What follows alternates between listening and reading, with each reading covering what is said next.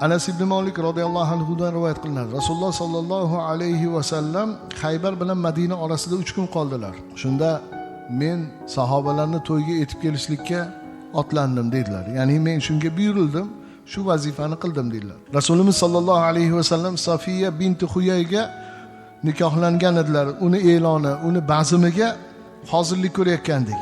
Dasturxon ustida aytadilarki, non ham, go'sht ham yo'q edi. Rasulullohning to'ylari bu. U zot teridan qilingan dasturxonlarni yozishga amr qildilar. Ularni ustiga xurmo, qurt va sariyog' tashlandi. U zotning valimalari mana shunday bo'ldi deb aytadilar. Biz ibrat olgan tarafimiz. Demak biz ko'p aytganmiz. Farzandlar voyaga yetdimi to'y qilishga qo'rqmang. Atrofdagilar ham bu narsaga qarab turmasinlar.